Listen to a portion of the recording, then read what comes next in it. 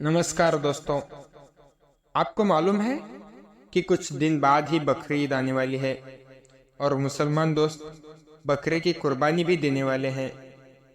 लेकिन जब बकरीद नजदीक आने लगती है तो कुछ नासमझ लोग तरह तरह के सवाल उठाने खड़ा कर देते हैं।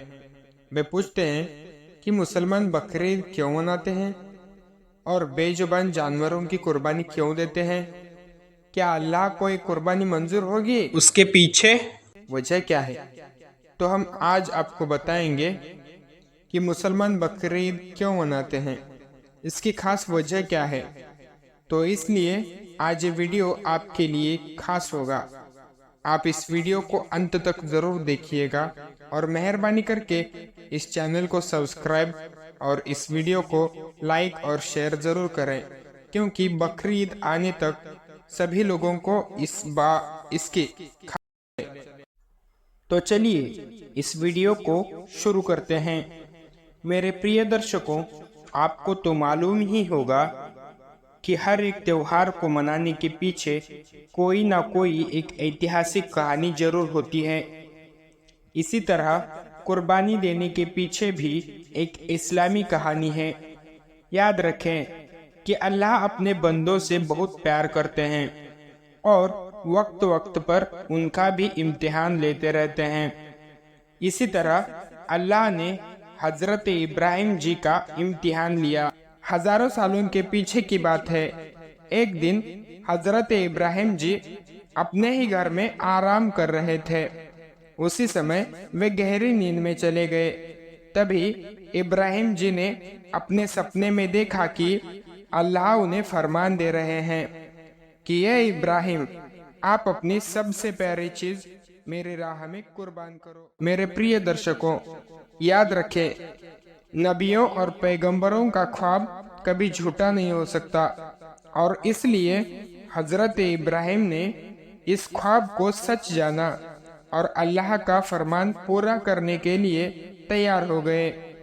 उस समय हजरत इब्राहिम के पास काफी तादाद में ऊंट थे, इसलिए सुबह होते ही हजरत इब्राहिम जी ने अपने ऊंटों में से 100 ऊंटों की कुर्बानी दे दी।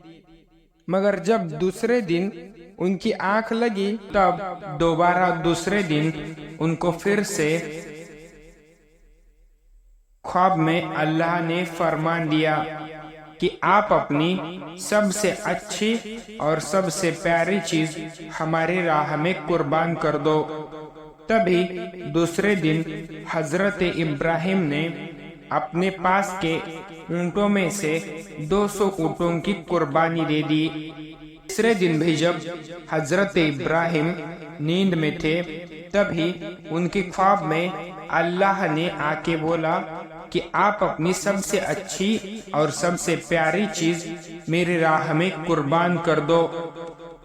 ये सुनकर हजरत इब्राहिम सोचने लगे कि मेरे लिए तो सबसे अच्छा और सबसे प्रिय तो मेरा बेटा इस्माइल ही है, कि क्या अल्लाह ताला ये तो नहीं देखना चाहते कि मैं सबसे ज्यादा प्यार अपने फर्जंद इस्माइल से करता हूँ या फिर खालिक के ताकीकी से करता हूँ। मेरे प्रिय दर्शकों, हम आपको बता दें कि हजरत इब्राहिम और हजरत हाजरा का सिर्फ एक ही बेटा था जिसका नाम इस्माइल था, और वो भी काफी मिन्नतों के बाद अल्लाह ने बुढ़ापे की उम्र में अदा किया था। इसलिए हजरत हाजरा और हजरत इब्राहिम दोनों भी अपने बेटे इस्माइल से बेइंतहा मोहब्बत करते थे। हजरत इब्राहिम ने अल्लाह का फरमान सुन के मन में ठान लिया कि कल वे उनके सबसे प्रिय और सबसे अजीज बेटे की कुर्बानी देंगे। सुबह उठकर वे अपनी बीवी से कहते हैं कि आज आप हमारे बेटे को तैयार करो और उसे नए नए कपड़े पहनाओ, इत्र लगाकर बिल्कुल दूल्हे की तरह सजा दो। आज हम लोग हमारे दोस्त के घर दावत पर जा रहे हैं। उनकी बीवी हजरत हाजरा बहुत खुश हुई और अपने बेटे इस्माइल को तैयार किया। फिर हजरत इब्राहिम اپنے بیٹے اسماعیل کو لے کر فلسطین سے مکہ لے جانے لگے۔ شیطان ان کے گھر میں داخل ہوا اور ان کی بیوی سے کہنے لگا کہ کیا تمہیں پتا ہے کہ تمہارے پیارے بیٹے کو کہاں پر لے جایا جا رہا ہے؟ تمہارا شوہر تمہارے بیٹے کو کسی دعوت میں نہیں لے جا رہا، وہ تو اس کی قربانی دینے جا رہا ہے۔ تبھی حضرت حاجرہ بولنے لگی، کون سا باپ اپنے بیٹے کو مار سکتا ہے؟ یہ سن کر شیطان بولتا ہے کہ آپ کے شوہر حضرت ابراہیم نے ایک خواب دیکھا ہے، اس میں اللہ نے ان سے اپنے بیٹے اسماعیل کی قربانی مانگی ہے۔ یہ بات سن کر حضرت حاجرہ بولتی ہے، اے شیطان، تجھ پہ لعنت ہے، ہمارا بیٹا اللہ کی راہ میں قربان ہونے جا رہا ہے۔ اس سے بھی فخر کی بات اور کیا ہو سکتی ہے؟ یہ تو میرا ایک بیٹا ہے، اگر میرے پاس ایسے 100 اسماعیل بھی ہوتے تو میں ان کو اللہ کی راہ میں قربان ہونے کے لیے بھیج دیتی۔ جب شیطان نے دیکھا کہ یہاں کام بننے والا نہیں ہے تو شیطان ان کے فرزند اسماعیل کے پاس جاتا ہے اور انہیں کہتا ہے کہ ہے اسماعیل، کیا تمہیں پتا ہے کہ تمہارے پتا جی تمہیں کسی دعوت پہ نہیں لے جا رہا ہے، وہ تمہیں اللہ کی راہ میں قربانی دینے کے لیے لے جا رہے ہیں۔ تو یہ سن کر حضرت اسماعیل نے فرمایا کہ اگر میں اللہ کی راہ میں قربان ہو جاؤں تو مجھ سے نصیبوان کون ہوگا؟ یہ سن کر شیطان بہت ہی مایوس ہو کر حضرت ابراہیم کے پاس چلا گیا اور کہا کہ اے ابراہیم، اپنے پیارے بیٹے کی قربانی دینے کے لیے کیوں لے جا رہے ہو تمہیں پتہ بھی ہے کہ تمہاری یہ قربانی اللہ کی راہ میں قربان ہوگی بھی یا نہیں؟ اور دوسری بات، جب تم اپنے بیٹے کو قربانی دو گے تو تمہیں اپنے بڑھاپے میں کون سنبھالے گا؟ تمہاری خدمت کون کرے گا؟ یہ سن کر حضرت ابراہیم اس شیطان کو لعنت ہے کہہ کر پتھر اٹھائے اور اس کو مارنے لگے۔ یہ دیکھ کر شیطان وہاں سے بھاگ گیا۔ میرے پریہ درشکوں، تبھی سے حج یاترا میں شیطان کو پتھر مارنے کی پرتھا شروع ہو گئی، اور آج بھی جب لوگ حج جاتے ہیں تو شیطان کو پتھر مار کے ہی آگے جاتے ہیں۔ تو تھوڑی دیر بعد حضرت ابراہیم اپنے بیٹے اسماعیل کو آگے لے کر چلے گئے، اور اس سمے انہوں نے اپنے بیٹے سے فرمایا کہ ہے اسماعیل، تمہیں پتہ بھی ہے کہ ہم آپ کو اللہ کی راہ میں قربان کرنے لے جا رہے ہیں۔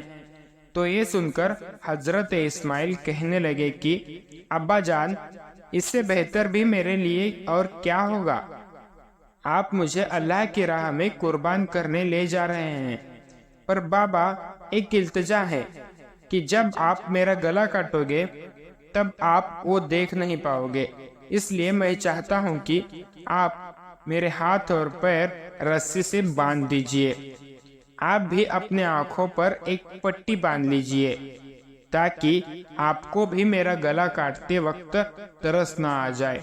بس پھر کیا تھا، حضرت ابراہیم نے اسماعیل کے ہاتھ اور پیر باندھ دیے اور اپنے بھی آنکھوں پر پٹی باندھ دی۔